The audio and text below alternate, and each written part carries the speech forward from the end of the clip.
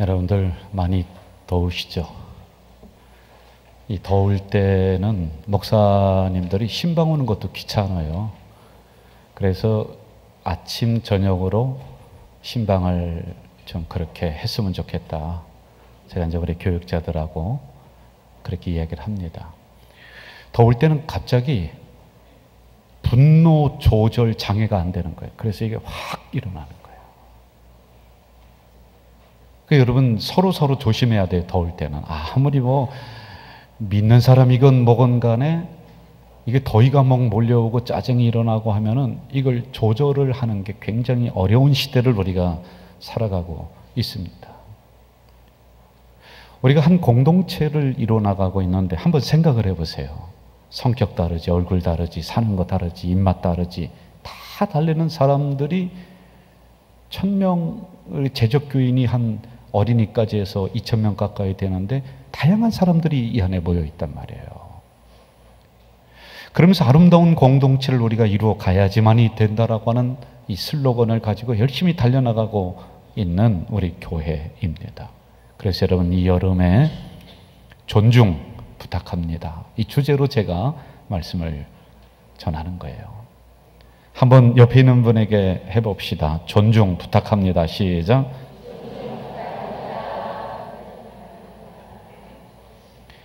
여러분이 이 시간에 저를 존중해 주는 것은요, 예배에 집중하는 거예요. 그래서 혹시 부채질 하실 분이 있으면 지금 빨리 하시고 이제 끝나세요. 조실 분이 있으면 지금 빨리 조시고 끝나세요. 많이 더우니까 최근에 지난달이죠. 부산에서 가까이 지내던 사람들이 칼로다가 2번을 가슴을 찔러서 죽였어요. 아주 오랫동안 사귀어왔던 같은 동네에 있는 친구들이거든요. 경찰에게 가서 잡혔지요. 왜 그랬느냐 그랬더니 나를 무시했다고. 저 친구가. 그리고 인천 남구에서 일어났던 사건입니다. 지난달 30일쯤에 일어났는데요. 차 안에서 자고 있는 이 동료를 들어가서 뒤에서 목을 졸라서 죽인 거예요. 차 안에서요. 같은 직장 동료입니다. 왜 그랬느냐 그랬더니 평상시 직장 생활할 때 이 친구가 나를 무시한다는 거예요. 그게 쌓여서 술 한잔 먹고 살인을 해버리는 이런 경우예요. 여러분, 이처럼 인간은 누구든지 자기를 무시하면은 싫어합니다. 그래서 자기 무시하는 것에 가지를 않습니다. 존중받고 싶어 하는 의식이 여러분이나 저나 똑같이 있습니다. 메슬로라고 하는 심리학자는 인간의 본능이다.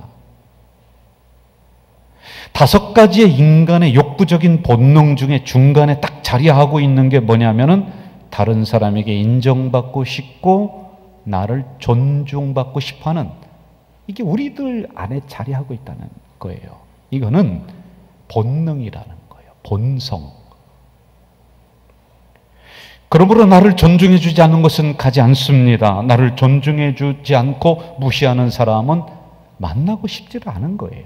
왜 내가 내 돈 내고서 밥 먹는데 무시당하는 이유가 없다는 것이죠. 나도 하나의 인격체인데 당신한테 내가 그렇게 무시당할 이유가 하나도 없다는 게 우리들 안에 자리하고 있는 거예요. 제가 이참에 설교를 준비하면서 진짜 좀 죄송하고 미안한 마음이 있더라고요. 제가 이제 어디를 급히 가다 보면은 성도님들이 인사를 하는데 제가 그래도 일일이 인사는 잘 받습니다. 그리고 또 보면 내가 먼저 인사하는 게 많아요. 그런데 그러지 못할 때가 제가 있더라고요. 급히 가다 보면은 아차 싶은 거예요. 그런데 제가 설교를 준비하면서 그분들의 마음을 제가 한번 살펴봤어요. 그랬더니 그런 마음이 들 수 있겠더라고요. 목사님이 왜 나를 무시하지? 왜 내 인사를 안 받지? 왜 나와 눈을 마주치지 않지? 내가 헌금을 덜 했나? 봉사를 적게 하는가? 뭐 이러한 것들이 자리할 수 있겠더란 말이죠. 종종 우리 부목사님들 목사를 향해서 성도님들이 어느 때 이런 이야기를 합니다. 저에게 이제 건의라는 거예요. 목사님, 부목사님들 인사 좀 잘 받게 좀 해주세요. 인사를 안 해요. 그래서 제가 부릅니다. 누구누구 목사 좀 일로 와보라고. 인사 안 했냐고 제가 물어요. 그래. 목사님 그럴 리가 있나요? 제가 일부러. 그런데요, 이러한 작은 것들이 상대방에게는 크게 다가오는 거예요. 그래서 볼 때마다 인사하고 쫓아가서 인사하고 하여간 눈 마주치면 먼저 인사하라고. 왜냐하면 자기가 무시당한다는 느낌을 받으면은 나라도요 교회 나오기 싫을 것 같아요. 지치고 상한 마음을 가지고 교회 왔는데 여기서도 내가 존중받지 못한다는 생각이 들면은 교회 나오고 싶은 생각이 쑥 들어갈 것 같아요. 내 말을 누가 무시한다? 나라도요 다른 교회 가고 싶을 거란 말이에요. 좀 있는 사람도 챙기고 좀 잘난 사람도 챙기고 뭐 그런 사람을 더 인정하고 하는 그런 교회라면은 저라도 정이 안 갈 것 같아요. 그런 교회는요, 여러분 적어도 교회는 차별이 존재해서는 안 돼요. 잘난 사람, 못난 사람, 있는 사람, 없는 사람, 그것 때문에 그냥 세상에서 그렇게 힘들게 살아왔는데, 그것 때문에 너무 속상했는데 교회에서도 이게 똑같이 한다, 이렇게 무시한다. 여러분 그건 교회의 공동체가 아니지요. 그러므로 교회는 모든 성도들이 존중받아야 되는 곳이고요, 모든 성도들이 서로를 존중해 줘야 되는 곳이 교회 공동체예요. 그 이유가 뭔지 아세요? 여러분, 우리 모두는 여러분들 안에 하나님의 형상이 다 들어있는 소중한 사람들이에요. 겉모양이 우리가 어떨지는 몰라도, 사람들은 무엇을 입었느냐를 보고 여러분들을 평가할지는 몰라도, 우리들 속에는 하나님의 아름다운 형상, 하나님의 고유한 형상이 다 들어있는 사람들이에요. 그리고 또 하나는 예수 그리스도의 피값으로 여러분을 샀어요. 하나님의 백성으로 삼으셨다라고 하는 이 절대적인 기준이 있단 말이에요. 그러므로 그렇게 함부로 말하면 안 됩니다. 그러므로 그렇게 함부로 서로를 대하면 안 됩니다. 그러므로 그렇게 함부로 서로를 무시하면 안 되는 거예요. 오늘 본문을 야고보 공동체는 함께 이루어가는 집단, 이런 뜻이 있어요. 이 성경이 기록된 시대에는 초대교회, 지금 한 2000년 전쯤, 제가 생각을 해봤어요. 적어도 지금보다는 그들이 더 순수했을 거예요. 그럴 거 아니겠습니까? 적어도 지금보다는 그들이 더 열정이 있었을 거예요. 왜냐하면 예수님 살아 생전에 있었던 제자가 지금 목회하는 야고보가 그 정도니까 지금보다는 더 순수했을 거예요. 적어도요. 그리고 굉장히 핍박을 피해서 모인 공동체예요. 그러니까 동병상련의 같은 마음을 가지고 모였으므로 서로 의지하는 게 남달랐을 거예요. 똑같은 상황에서 모인 공동체이거든요. 그런데 여러분, 본문에 보면 왜 이렇게 많이 문제가 등장을 하죠? 순수하고 생동감이 있어야 되는 초대교회 공동체입니다. 그런데 이 짧은 이 구절 속에 등장하는 야고보 공동체는 상황이 어둡습니다. 오염되었습니다. 갈등합니다. 서로 교회 내에서 싸움이 일어납니다. 서로를 비방합니다. 입에서 독설이 나가고 있습니다. 원망이 있습니다. 차별과 분파가 이 안에 꽉 차. 이게 무슨 교회예요? 이게 무슨 공동체예요? 이게 뭐 하나님 믿는 사람들이 모여서 왜 이래요? 근데 이걸 왜 소개를 하고 있느냐는 거예요. 이거 야고보서 이거 좀 뺐으면 좋겠는데, 너무 부끄러운 모습을 기록을 하고 있어요. 말은 하나님을 찬양한다라고 합니다. 이중성이 있습니다. 뒤에 가서는 막 뒷담화하는 거예요. 그게 안 들리면 모르겠는데 다 지금 듣고 있는 거예요. 여러분, 교회는 사람을 생명으로 인도해야 됩니다. 그래서 교회 와서 사람들이 힘을 얻고 용기를 얻고 막 그래야 되는데, 야고보 공동체는요 어떻게 하냐면 있는 사람들이 다 떠나게 만들어요. 막 그냥 뒷담화하고 막 그냥 비방하고 독설해서. 그래서 두 가지로 압축을 해요. 첫째, 이 공동체는 이중성이 있다. 왜 이걸 기록을 했나 모르겠어요. 문제를 가지고 우리가 보자는 거. 두 번째, 이 공동체는 생명력이 상실됐다는 거예요. 이게 제 판단이 아니라 신학자들이 이걸 판단하고 있어요. 이중적이고 생명력이 없다. 여러분, 이 정도 되면은 공동체 아니죠.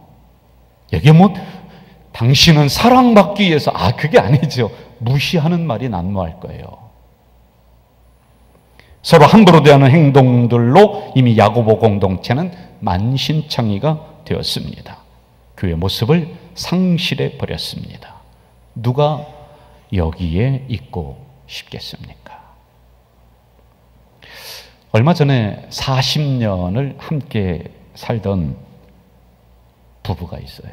근데 이 부인이 딸과 함께 공모를 해서 둘이 합작을 해서 남편을 죽인 거예요. 40년 동안 살았는데. 그래서 경찰이 물었습니다. 아니 40년 동안 살았는데 이제 얼마 안 남았는데 70대 되고 막 되고 그러는데 왜 죽였냐 그랬더니 이 부인이 하는 얘기가 40년 동안 살면서 저 인간이 한 번도 나를 대우해 준 적이 없다는 거예요. 나를 존중해 준 적이 없다는 거예요. 말끝마다 나를 무시한다는 거예요. 그러니까 딸이랑 같이 공모를 해서 그 남편을 죽인 거예요. 내가 존중받지 못한다고 생각하는 것들이 무엇이 있는가라고 하는 질문에 아주 쉽습니다. 여러분, 어려운 거 아니에요. 첫째, 내 말을 듣지 않고 무시할 때 끝까지 들어야 됩니다. 두 번째, 인사를 받지 않을 때 내가 무시당한다. 세 번째, 말을 함부로 할 때. 그리고 네 번째, 실수했는데 너무 심하게 핀잔을 줄 때. 그리고 다섯 번째, 나를 부를 때 이름을 불러달라는 거예요. 야, 너, 어이. 그러지 말라는 거예요. 안 그러면 내가 무시당한다는 느낌, 이게 있다는 거예요. 여러분 여기에 무슨 국가적이고 사회적인 이슈 그런 게 없습니다. 무슨 고고한 인격을 요구하는 게 절대 아니에요. 굉장히 사소한 것들이에요. 이 사소한 것들을 지키지 못하면 공동체가 깨지는 것이고요. 이 사소한 것들을 지키면 내가 지금 존중받고 있다라고 하는 이 생각이 막 넘쳐나는 거예요. 교회가 부흥이 됐다가 있는 교인이 쑥 빠져나가고 30명이 됐다가 15명이 1년 만에 또 싹 빠져나가고, 그러니까 힘을 잃은 이 후배 목사님이 저에게 마음을 터놓는 거예요. 목사님, 이게 어떻게 하면 되겠습니까? 왔다 갔다 나가는 거예요. 근데 제가요, 그 친구를 제가 잘 알아요. 설교 잘합니다. 신방 잘합니다. 기도 잘합니다. 그런데 결정적인 거 하나가 그 친구한테 단점이 있어요. 제가 아픈 이야기지만 그걸 해줬어요.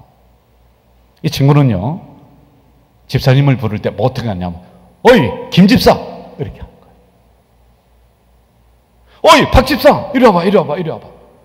제가 몇 번 얘기했어요. 등을 치면서, 야, 친구야, 야, 후배야, 어른이야, 대접을 해야 돼. 아무리 친해도 그렇게 얘기하면 안 돼. 그리고 두 번째 뭐라고 하느냐면요, 좀 주일에 못 나왔어요. 무슨 일이 있어요? 그러면 막 핀잔을 주는 거예요. 아이, 김집사, 그것도 믿음이냐고. 그래서 어떻게 집사 돼? 그러니까 미안한 김에 이 양반이 있을 수가 없는 거예요. 그리고 세 번째, 이 친구가 단점이 뭐냐면은 성도들이 이제 어렵게 얘기해요. 그러면은 앞부분만 들어보고 뭐라고 하냐면, 알았어, 됐어. 이야기를 끝까지 한다는 거예요. 그러니까 성도들이 떠나는 거예요. 왜? 내가 존중받지 못한다는 생각, 내가 무시당하고 있다는 이 생각에 떠나는 거예요.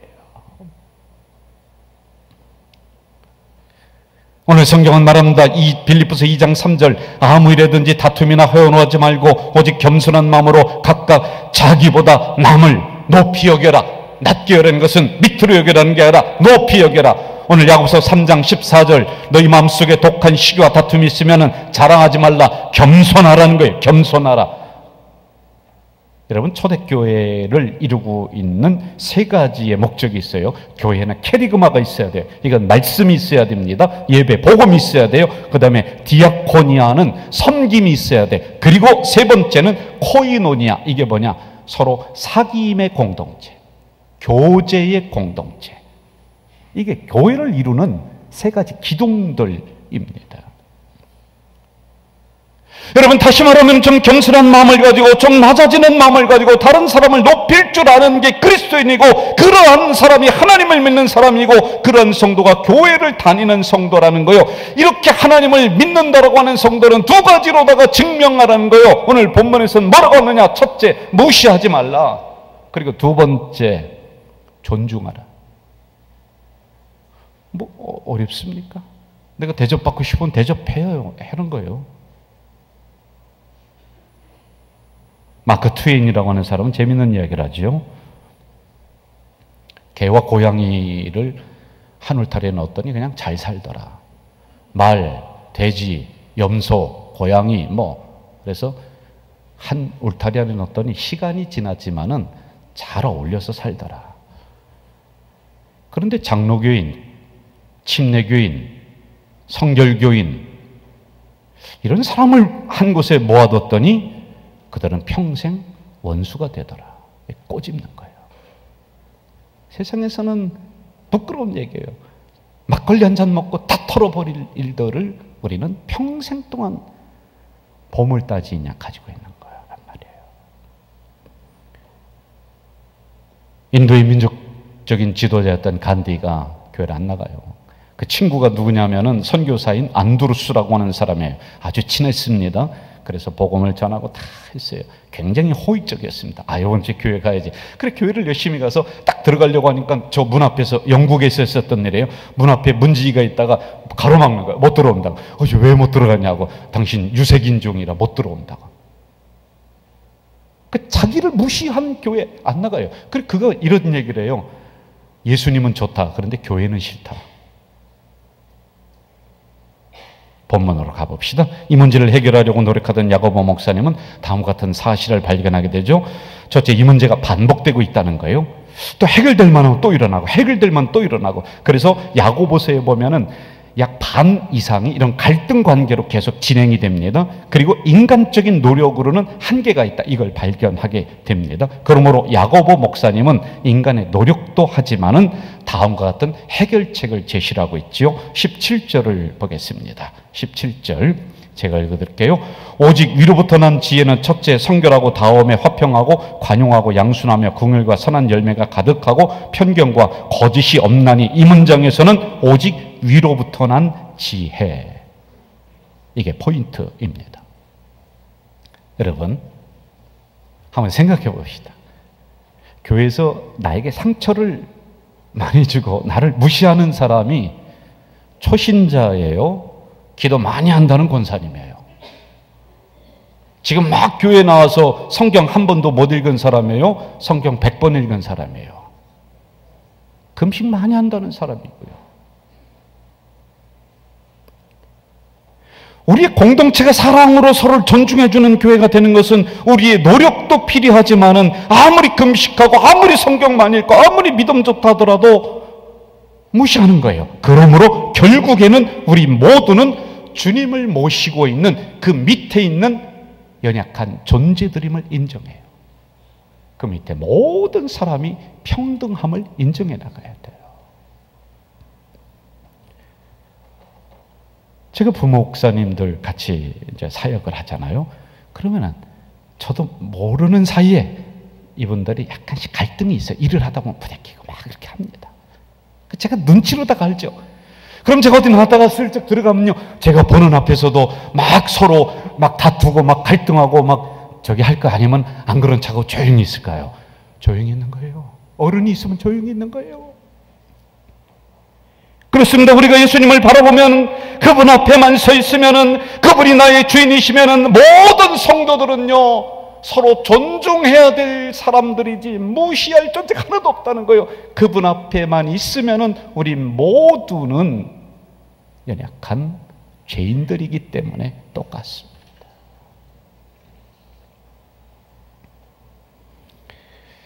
제가 좋은 책 하나 또 소개해 드릴게요. 지난주에도 소개해 드렸는데, 존 비비어의 존중이라는 책이 있어요. 기독교 서적인데 굉장히 좋은 책입니다. 이 책은 크게 두 가지의 초점으로 진행이 됩니다. 첫째는 다른 사람을 존중하면은 내가 형통한다. 그 책의 제목이 세 가지로 크게 구분이 돼요. 1부, 존중하는 사람이 형통한다. 2부, 존중하는 공동체가 형통한다. 3부, 존중하는 인생이 형통하다. 그러면서 끌고 나간다. 그러면서 같은 사역자들끼리 존중하고 같은 성도끼리 존중하라. 그러면 결국에는 하나님이 그러한 성도를 하나님의 방법대로 갚아주신다. 이렇게 이 책이 진행이 돼요. 그리고 두 번째는 주님이 나를 최고로 존중해 주셨다라고 하는 초점을 가지고 진행이 됩니다. 여러분, 우리의 죄, 우리의 질병, 우리의 아픔, 우리의 가난이 모든 것들을 주님께서 짊어지시고 십자가에 돌아가셨다라고 하는 의미는 우리를 최고로 존중해 주셨다는 것.